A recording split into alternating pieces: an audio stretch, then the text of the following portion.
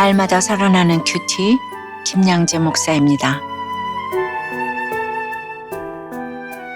오늘 큐티인 말씀은 마가복음 2장 13절에서 17절까지예요. 하나님 아버지 날마다 죄인의 자리에 앉아 주님의 긍휼을 잊고 따를 수 있도록 말씀해 주시옵소서. 듣겠습니다. 죄인을 부르시는 주님은 첫째, 죄인의 자리로 찾아오십니다. 13절에 예수께서 다시 바닷가에 나가심에 큰 무리가 나왔거늘 예수께서 그들을 가르치시니라고 해요. 예수님은 장소를 가리지 않고 계속해서 가르치십니다. 큐티에 방학이 없는 것처럼 예수님의 가르치심에는 장소도 시간도 구분이 없어요. 말씀을 가르치시는 주님의 모습은 늘 누군가를 기다리시며 그 자리에서 준비되어 계시는 하나님의 마음을 보여줍니다. 예수님은 단순히 병을 고치려고 무리를 상대하기보다 먼저 말씀을 가르치세요. 고난이 있든 없든 병이 있든 없든 우리의 궁극적인 회복은 말씀을 통해서만 가능하지요. 14절에 또 지나가시다가 알페오의 아들 레위가 세간에 앉아 있는 것을 보시고 그에게 이르시되 나를 따르라 하시니 일어나 따르니라 라고 해요. 또 지나가시다가 라는 표현은 예수님의 걸음이 아무 의미 없는 우연한 걸음이 아니라 정확히 한 사람을 만나려는 필연적인 걸음이었음을 강조하는 것이에요. 그리고 예수님은 레위를 보시고 말씀하십니다. 이것은 단순히 그를 쳐다보셨다는 의미가 아니라 그의 인생을 주목하셨다는 뜻입니다. 예수님은 그가 지금 어디에 앉아 있는지를 보셨어요. 세간에 앉아 있는 레위는 사람들에게 외면당하고 죄인 취급을 받던 인생입니다. 로마 권력의 빌부터 동족을 착취하는 자로 당시 유대인들에게는 아주 멸시와 천대를 받는 자였지요. 그런데 예수님은 그런 레위를 부끄러워하지 않으시며 나를 따르라고 직접 부르세요. 여기서 중요한 것은 레위는 여전히 세간에 앉아 있었다는 것입니다. 이미 마음에 회개의 마음이 있었을 수도 있어요. 들은 설교가 있었을 수도 있어요. 그러나 아직도 앉아 있는 상태, 즉 일어나지 못한 상태였던 것이죠. 그럼에도 예수님은 그의 믿음 없음이나 정리되지 않은 상황을 탓하지 않고 그 자리에서 그를 부르십니다. 그러자 레위는 즉시 일어나 따르지요. 여기에 놀라운 은혜가 있습니다.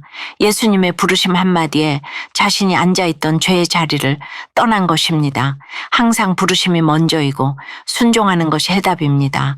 이렇듯 예수님은 아직도 죄의 자리, 불순종의 자리, 타협의 자리에 앉아있는 우리를 보십니다. 그리고 나를 따르라고 부르세요.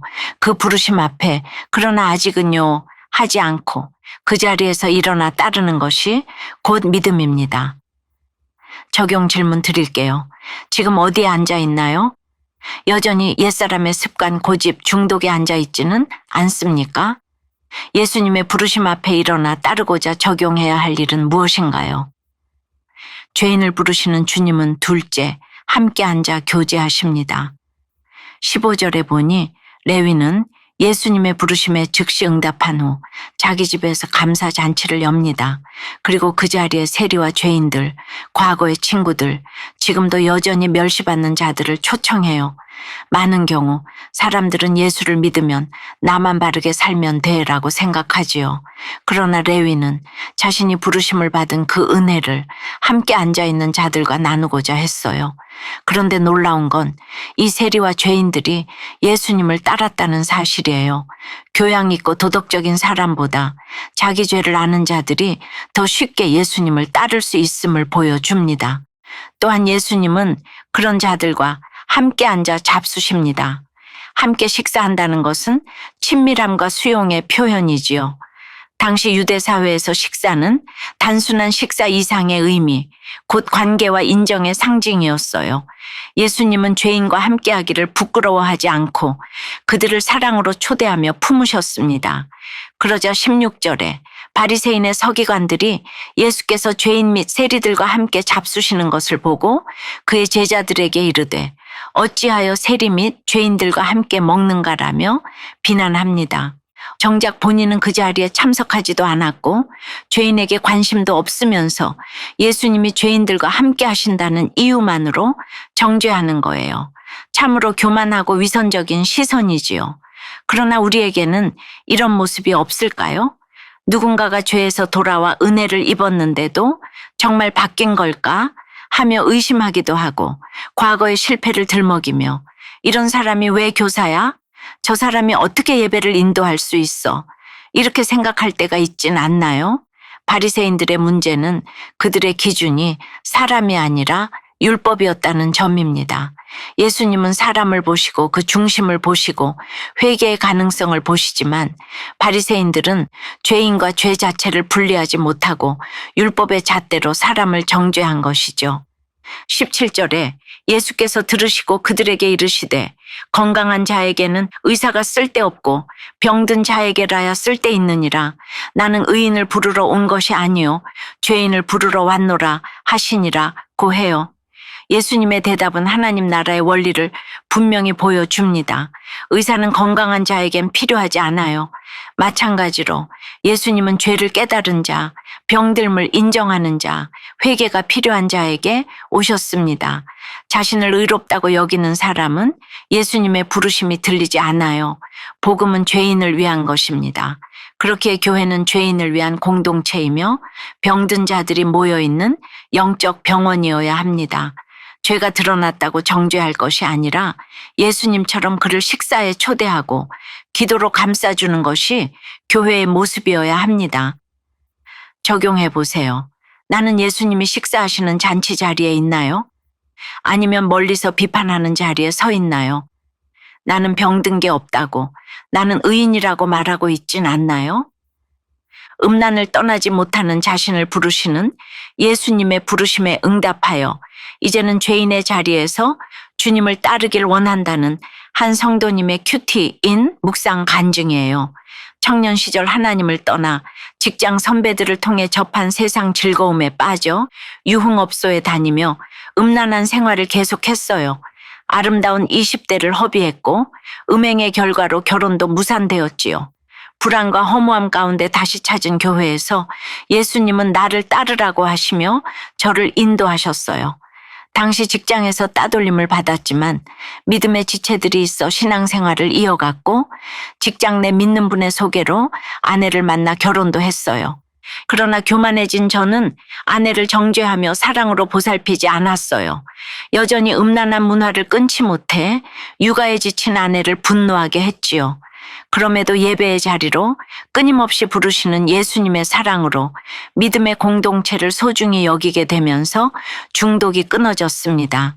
예수님은 17절 말씀처럼 죄인을 부르러 왔노라고 하시며 친히 찾아와 섬기시는데 저는 매 순간 구원의 감격을 잊고 죄인의 자리를 떠나려 해요. 앞으로는 예수님의 놀라운 순종을 잊지 않고 매일 죄인의 일지를 쓰며 기쁜 마음으로 따르길 원해요. 저의 적용은 죄인의 자리를 떠나고 싶을 때마다 교회 공동체의 기도와 응원의 말을 떠올리겠습니다. 교회 소그룹 리더와 청소년부 교사로서 국내 단기 선교와 수련회에 참여하겠습니다. 입니다. 사랑하는 여러분, 죄인은 스스로 일어날 수 없습니다.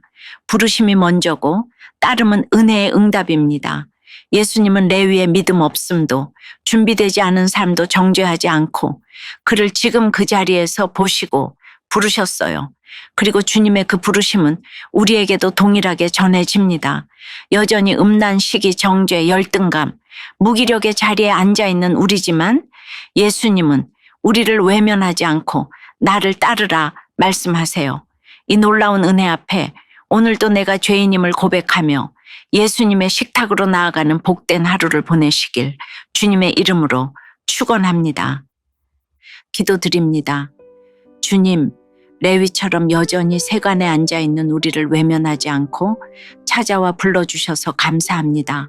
세상 사람들로부터 외면받고 나 자신도 부끄러워 숨고 싶은 그 자리에서 주님은 나를 따르라고 말씀하십니다. 그 부르심 앞에 이제는 일어나 따르기를 원합니다. 옛사람의 습관과 생각, 음란과 정죄, 열등감과 자기의 자리를 박차고 일어나 믿음으로 따를 수 있게 도와주시옵소서. 죄인을 식탁으로 초대하시는 주님의 마음으로 우리도 공동체 안에서 죄인을 품고 기도하며 살아가길 원합니다. 주님, 우리가 얼마나 연약한 죄인인지 몰라요. 그러나 죄인임을 인정하는 우리를 위해 오신 예수님을 찬양합니다. 내 걸음이 예수님을 따르는 순종의 걸음이 되게 하시고 회개의 눈물로 간증의 입술로 날마다 주님을 따라가는 저희의 삶이 되도록 역사해 주시옵소서.